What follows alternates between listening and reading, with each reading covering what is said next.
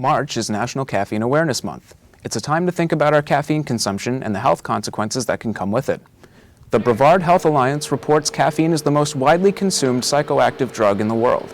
With growing selections of stronger energy drinks, experts say it's important to monitor your daily intake. Too much of the drug may lead to insomnia, indigestion, headaches, and increased anxiety levels. The Wellness Education Coordinator at KSC says that consumers should take the time to read warning labels. And I think the energy drinks, are just kind of habit forming, kind of trendy, and could be getting people into trouble. I'd rather see people thinking about like lifestyle changes that they can make, or even just assessing what their needs are and why it is that they might need this boost. The Caffeine Awareness Alliance has been observing Caffeine Awareness Month since 2003. The cause of a bus explosion remains under investigation in the Kearsarge School District. WMUR reports 2 men were seriously injured while inspecting the propane-powered bus. The Kearsarge Regional School District has removed all other propane buses from its fleet while the investigation continues. The district superintendent says neighboring school districts have offered transport for the coming weeks. With winter coming to a close, commuters are starting to feel the road damage done by the cold. KSC-TV's Alex Doobie tells us what exactly is going on with the roads in Keene. As winter turns to spring and vehicles hit the road, drivers can begin to feel just how hard the winter really was. When the frozen ground thaws underneath the asphalt, then freezes again rapidly, we get what we know to be frost heaves. Those frost heaves then turn into potholes as weather conditions degrade the pavement and tires accelerate the excessive wear. Keene's mayor says that the Public Works Department is always hard at work patching the roads, but it isn't always an easy job. The contractors in the state are really busy because there's a lot of road work going on all across New Hampshire and in New England. And so that's put an upward pressure on the pricing. And ultimately that just doesn't allow us to do as much with the money that we're allocating to the roads and sidewalks. Although the Keene Department of Public Works is working diligently, many drivers feel that the conditions are still inadequate and in some cases unsafe. Church Street's pretty bad.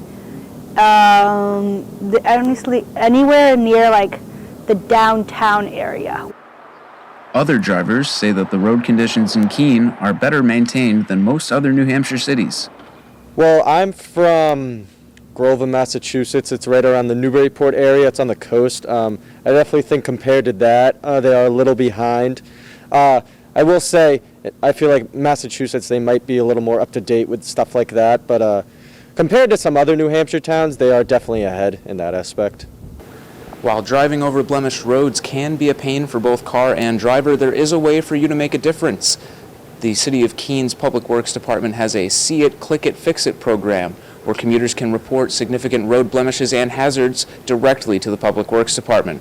Alex Doobie, KSC-TV News.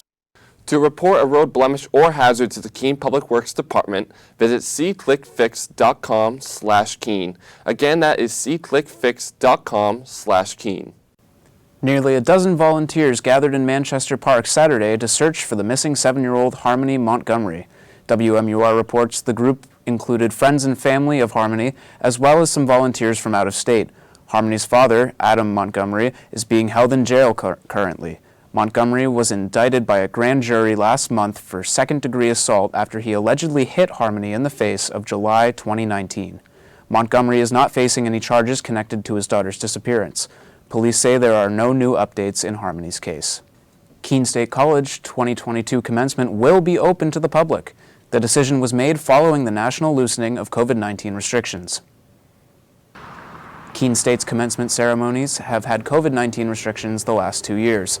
The school announced on their website that the 2022 commencement ceremony will not require pre-registration.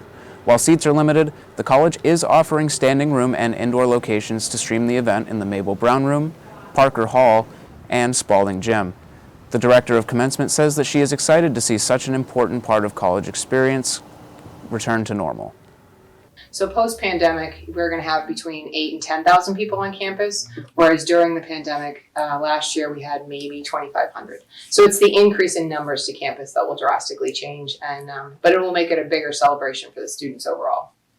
The ceremony will begin at 1 p.m. on May 7th. Masks will not be required in outside seating, but they will be required at the indoor streaming locations.